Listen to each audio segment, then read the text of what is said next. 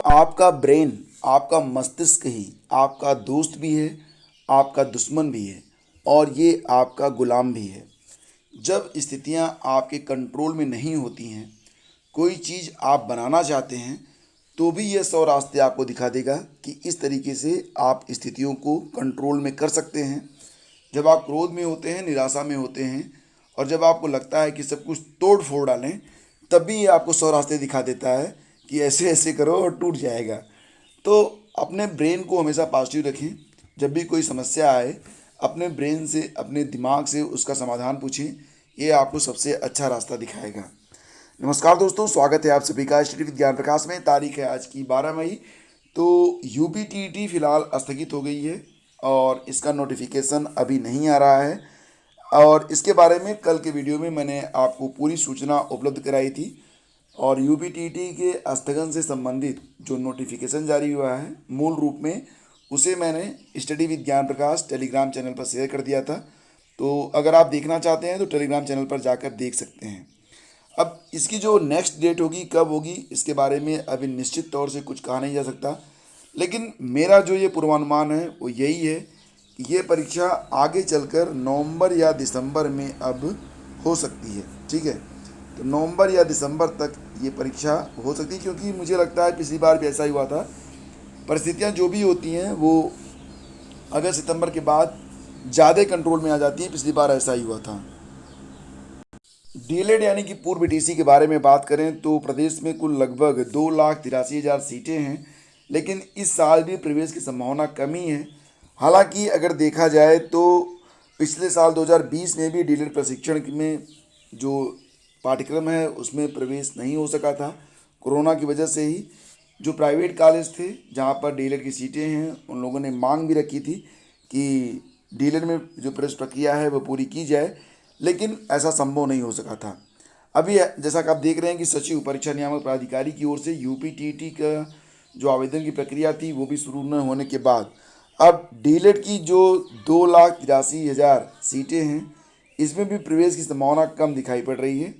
और प्रदेश में पिछले शैक्षिक सत्र में स्नातक की परीक्षाओं में देरी के चलते डीएलएड प्रवेश नहीं हो पाया था।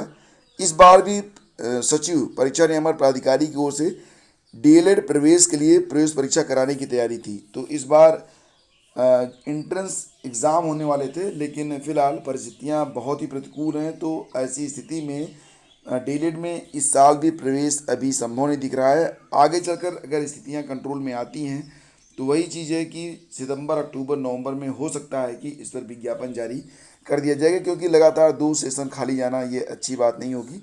प्रदेश के 67 जिला स्वास्थ्य और प्रशिक्षण संस्थानों और एक college of teachers education Varanasi में कुल 10,600 सरकारी सीटें हैं।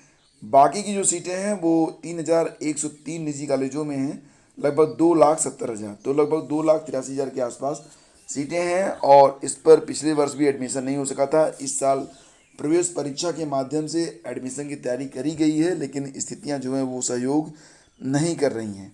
और एक छोटी सी खबर यहाँ पर आप देख सकते हैं कि कर्मचारी चयन आयोग ने सिलेक्शन पोस्ट फेज 8 परीक्षा के पहले चरण का परिणाम जारी करने के बाद सफल अभ्यर्थियों को दूसरे चरण की परीक्षा के लिए आवेदन की तिथि 15 मई से बढ़ाकर 31 मई कर दी है।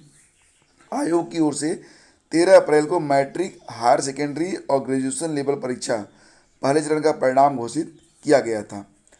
तो इसी के साथ असिस्टेंट प्रोफेसर भर्ती परीक्षा भी स्थगित हो गई है। और हालांकि इसमें बहुत सारे अभ्यर्थी ऐसे भी थे जो किन्हीं कारणों से अपनी फीस जमा नहीं कर सके। तो ऐसे अभ्यर्थी लगातार मांग कर रहे हैं कि अगर डेट नहीं बढ़ी है तो वो न्यायालय में जाएंगे। कई अभ्यर्थियों का रजिस्ट्रेशन हुआ, फीस भी जमा हुई, लेकिन फॉर्म अंतिम रूप से सबमिट नहीं हो सका। उच्च शिक्षा संघर्ष मोर्चा के उपाध्यक्ष और मीडिया प्रभारी समरजीत सिंह का कहना है कि अगर आयोग आवेदन की डेट नहीं बढ़ाता है तो हजारों अभ्यर्थी परीक्षा में शामिल होने से वंचित रह जाएंगे। एक्चुअली में देखा जाए तो लगभग 1 लाख से अधिक जो अभ्यर्थी हैं उन्होंने इसमें आवेदन किया था। असिस्टेंट प्रोफेसर भर्ती के लिए 26 मई को प्रस्तावित थी एग्ज़ाम डेट, लेकिन अब ये परीक्षा टल गई है।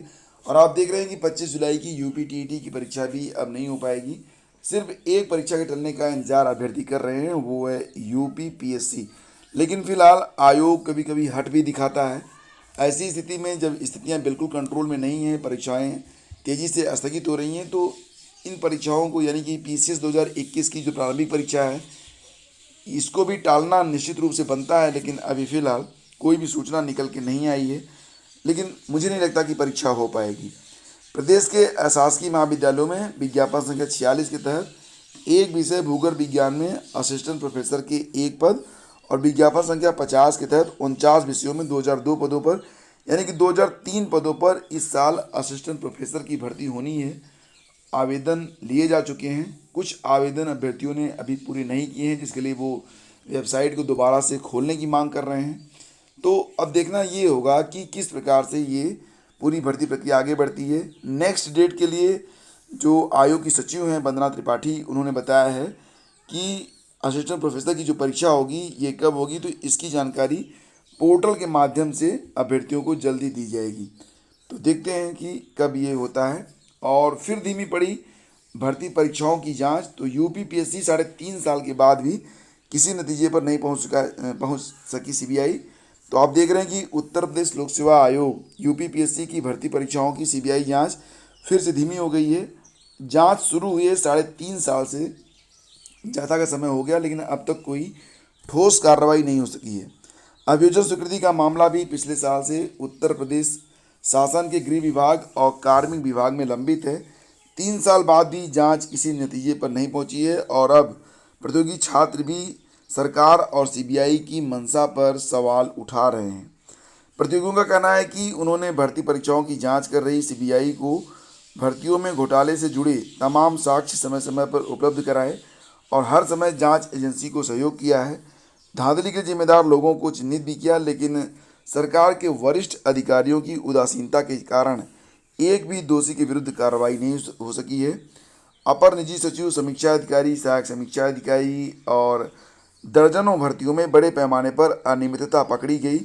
एपीएस 2010 समेत 5 बड़ी भर्तियों की प्रारंभिक रिपोर्ट दर्ज भी की गई है और सीबीआई ने भर्तियों में धांधली के लिए जिम्मेदार 1 दर्जन अफसरों कर्मचारियों को चिन्हित किया है और इनके खिलाफ मुकदमा दर्ज कराने के लिए प्रदेश सरकार को दिसंबर 2020 में पत्र भेजकर अभियोजन स्वीकृति मांगी, लेकिन इसके बाद जांच अचानक धीमी पड़ गई। सीबीआई का पत्र भी शासन में दबा दिया गया और अवनीश पांडे ने एक बार फिर मुख्यमंत्री को पत्र लिखकर कहा है कि वह इस मामले में सीधे हस्तक्षेप करें। और फिलहाल जो पेंडेमिक है उसकी वजह से भी कुछ न कुछ प्रभाव तो पड़ ही रहा है। तो दोस्तों ये थी आज की सारी अपडेट्स। 1 से लेकर 10 मई तक के जितने भी करंट अफेयर थे उनका कंप्लीट रिवीजन आज आप कर सकते हैं। वीडियो अपलोड कर दिया गया है और इसका लिंक इसी वीडियो के डिस्क्रिप्शन में आपको मिल जाएगा। और ये भी आपको दिला दें याद कि आपकी जो परीक्षाएं हैं, जूनियर शिक्षक भर्ती परीक्षा और अन्य परीक्षाएं, उसके लिए डेली जो है 25 प्रश्नों का एक मॉक टेस्ट आपको दिया जा रहा है। बहुत ही शानदार मॉक टेस्ट है। एक बार आप देखेंगे तो प्रतिदिन देखेंगे तो कल का जो वीडियो था उसमें हमने 25 प्रश्न साइंस पर आधारित थे, उसको हमने डिस्कस किया हुआ है। वीडियो का लिंक इसी वीडियो के डिस्क्रिप्शन में है, कृपया जाकर एक बार ज़रूर देखें। Thank you so much. Have a great day. जय हिंद।